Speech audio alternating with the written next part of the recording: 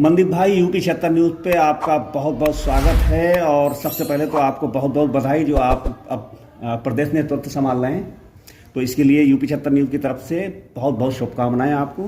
तो जैसा कि आप जानते हैं, लोकसभा चुनाव करीबी है बिल्कुल, और उसे लेके राजनीतिक गलियारों में काफ़ी हलचलें मच गई हैं। तो जिस तरीके से ये तमाम जो है लोग प्रत्याशी वगैरह इसकी हलचल मची, लेकिन आपकी पार्टी में जो है अंदर खाने में हलचल मची है, खूब घमासान मचा है, ये क्या कारण है? देखिए, समाजवादी पार्टी में सही मायने में माना जाए तो किसी तरह का कोई घमासान नहीं है। और ये जो न्यूज़ और खबर जो आ रही हैं तमाम साथियों की कि किसी ने इस्तीफा दिया है, कहीं कोई बात हो रही है जिस पे आप चर्चा करना चाहते हैं। हाँ, मतलब अभी जो है, मतलब आपने राष्ट्रीय महासचिव हैं। मेरा मानना ये है कि भारतवर्ष में समाजवादी पार्टी एक ऐसा दल है जिसमें लोकतंत्र बहाल है जी।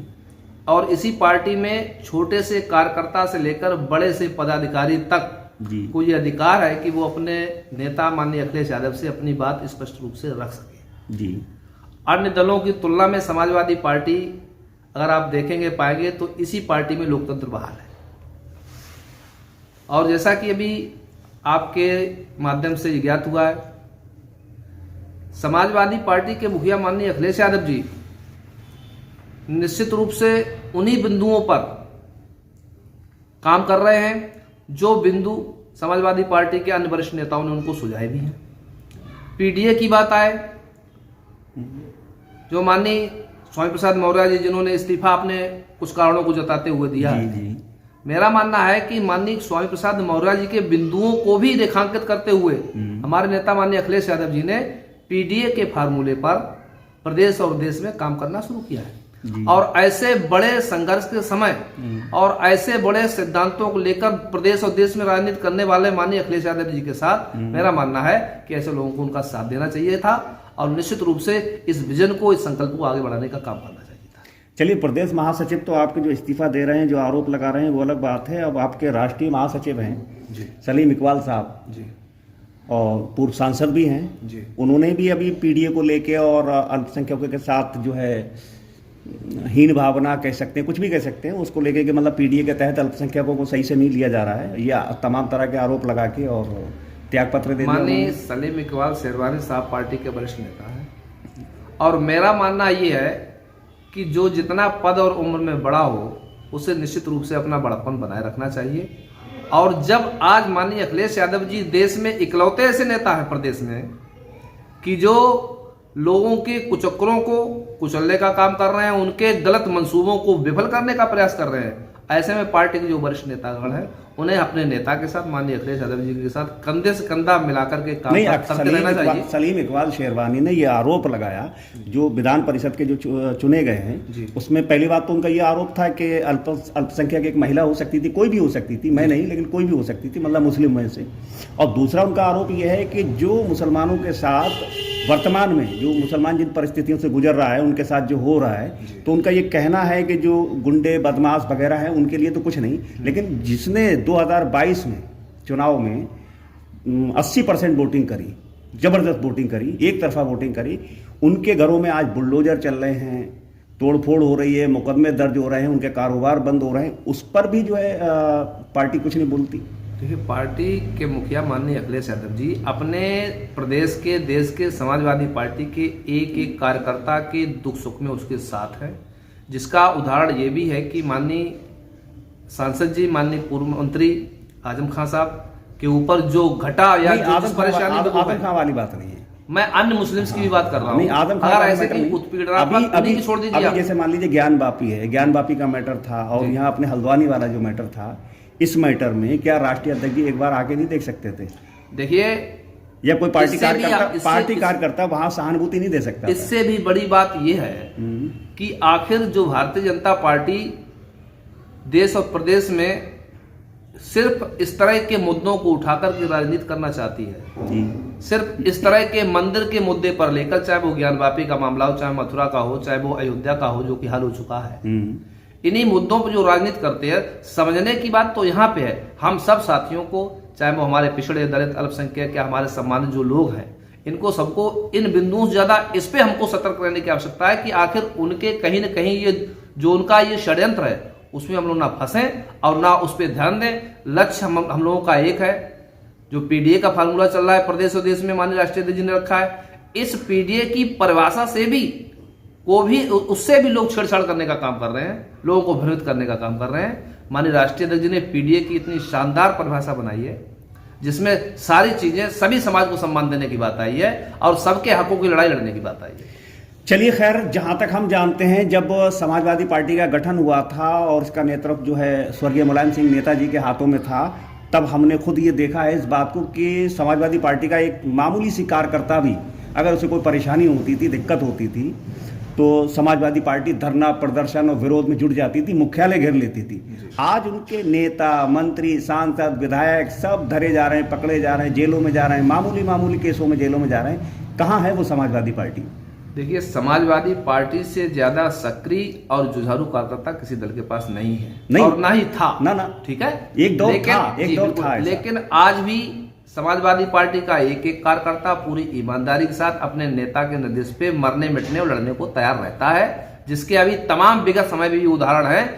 इसी विपक्ष की बात कर रहा हूं, इससे पहले के विपक्ष की बात कर रहा हूं। एक एक कार्यकर्ता तमाम तरह के धरना प्रदर्शन हम लोगों ने आयोजित किए जिले में भी, जिसके परिणाम स्वरूप सरकार को जब उनकी कमियों को उजागर किया तो तमाम हमारे पार्टी के कार्यकर्ताओं नेताओं के ऊपर मुकदमे लिखे गए, उनकी गिरफ्तारी करी गई। लेकिन पार्टी का कार्यकर्ता क्या नहीं, मुकदमे और गिरफ्तारी से क्या दहशत में आ गई पार्टी? नहीं, कतई नहीं। मैंने पहले ही कह दिया, समाजवादी पार्टी का कार्यकर्ता, एक एक कार्यकर्ता कभी इन मुकदमों से डरने का न कभी काम किया है। मेरे नेता ने भी कहा है कि देश में प्रदेश समाजवादी पार्टी का एक कार्यकर्ता ऐसा जो कभी फर्जी मुकदमों और सरकार की तानाशाही से नहीं डरता है और उनको कुचलने दबाने का काम करता है। 2017 के बाद ऐसा कौन सा बड़ा अपने जिले में धरना प्रदर्शन हुआ या विरोध हुआ? देखिए, धरना प्रदर्शन जो पार्टी, जबकि कई कोताहियां हुई हैं, कई कार्यकर्ता, कई नेता जो हैं, जिस 2017 से और अभी तक विपक्ष अभी कार्यकाल में लेटेस्ट तक हम समाजवादी पार्टी फर्रुखाबाद के जनरल सेक्रेटरी रहे और हमारे ही साथ में हमारे संगठन के और पार्टी के जिले के लोग हैं। हम दर्जनों धरना प्रदर्शन आपको गिना दे, कायमगंज से लेकर के, कंपे से लेकर के और कमालगंज तक, जो हम लोगों ने हेडक्वार्टर को घेरने का भी काम किया था। और उन्हीं मामलों में हमारे पार्टी के तमाम कार्यकर्ताओं को फर्जी मुकदमों में उनके खिलाफ मुकदमा लिखने का सरकार प्रशासन ने काम किया था। ये तमाम ऐसे उदाहरण है। निश्चित रूप से समाजवादी पार्टी का एक एक कार्यकर्ता अपने मुखिया के निर्देश के क्रम में हर पल हर क्षण तैयार रहता है। मनदीप भाई, जैसा कि आप उत्तर प्रदेश के सबसे पिछड़े जनपद फर्रुखाबाद से बिलोंग करते हैं, ठीक है, कई बार आपकी सत्ता में सरकार रही, तो कोई ऐसी सौगात फर्रुखाबाद के लिए जो कह सकें, हम समाजवादी कह सकें, समाजवादी कार्यकर्ता कह सकें कि ये हमारी सरकार की देन है और जिससे जो लोग हैं जीवन भर आनंद ले रहे हैं, मजे ले रहे हैं? मेरा मानना है कि 2012 से 2017 तक के समाजवादी पार्टी के सरकार के कार्यकाल में जी, चूंकि 2017 से अब तक भारतीय जनता पार्टी प्रदेश पे काबिज है, इससे पहले की बात कर लें तो तमाम ऐसे इशू हैं, तमाम ऐसी योजनाएं हैं जिसका लाभ फर्रुखाबाद को मिला। जी, जैसे आप हमारे फर्रुखाबाद में जो रोडवेज बस स्टेशन, इसका मॉडल स्टेशन बनाया, ये काम समाजवादी पार्टी की सरकार में हुआ। 2.5 घाट गंगा जी पे पुल का निर्माण, जिसे जो लंबे समय से प्रतीक्षित था, उसको इस जिले से बदायूं और शाहजहांपुर जिले से जोड़ने का काम समाजवादी पार्टी सरकार ने किया। अटाना घाट आप देख लीजिए। इसके साथ साथ जनपद में तमाम ऐसे कार्य, शहर क्षेत्र को आप देख लीजिए, जिस शहर क्षेत्र में नंगे बिजली के तार झूला करते थे, आए दिन दुर्घटनाएं होती थी, दर्जन पोल हुआ करते थे, इलेक्ट्रिक पोल हुआ करते थे, उनको बड़े स्तर पे पूरे शहर में बदलाने का काम समाजवादी पार्टी की सरकार में हुआ। तमाम, हाँ, ये निश्चित रूप से ये हम स्वीकार करते हैं कि जिस स्तर से और जिस स्पीड से जनपद का विकास होना चाहिए था, उस स्तर का नहीं हुआ। और ये सवाल हमसे 2017 तक के लिए, तो हम इसके लिए आपको जिले को मिले हुए लाभ को भी बता दिया और हम ये मानते हैं कि जिस स्तर से लाभ होना चाहिए वो काम नहीं हो पाए थे। वर्तमान समय में, उस टाइम तत्कालीन सरकार के समय हमारे पास, हमारे जनपद से माननीय 3 विधायकगण हुआ करते थे। उनके प्रयास से जो बेहतर हुआ, चारों विधानसभाओं में बिना जात धर्म ऊंच नीच और किसी व्यक्ति विशेष को देखे बिना विकास कार्य की अखिलेश यादव जी की सरकार ने गंगा बहाने का काम किया था। लेकिन ये सवाल 2017 से अब तक कुर्सी पे बैठी जो सरकार है उससे बनता है।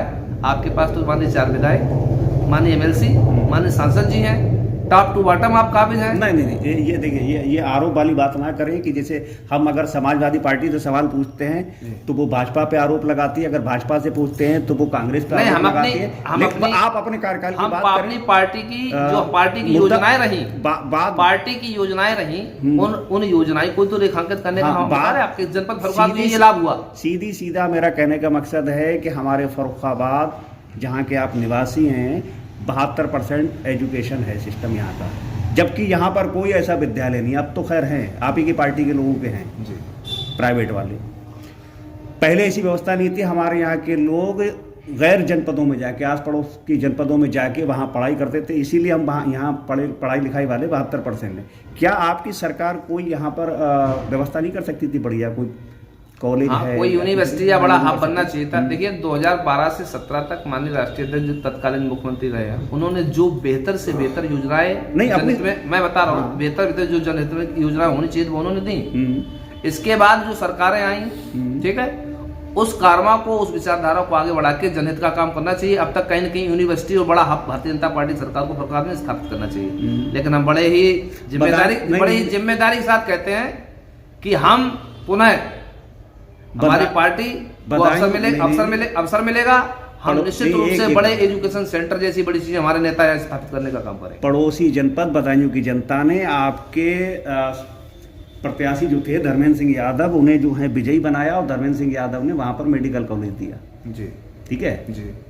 फर्रुखाबाद की जनता ने आपको कई बार सांसद दिया, हाँ, यहाँ मेडिकल कॉलेज क्यों नहीं? देखिए समय परिवर्तनशील होता है। आज से 2 दशक या 3 दशक पहले क्या डेवलपमेंट हुआ, क्या विकास कार्य हुए? ये अभी जो अभी वाली सरकार, भाई लेटेस्ट सरकार की बात कर रहे हैं। इससे अगर पार्लियामेंट की बात करेंगे तो पार्लियामेंट में तो फर्रुखाबाद से हमारा प्रतिनिधि लंबे समय से नहीं गया है।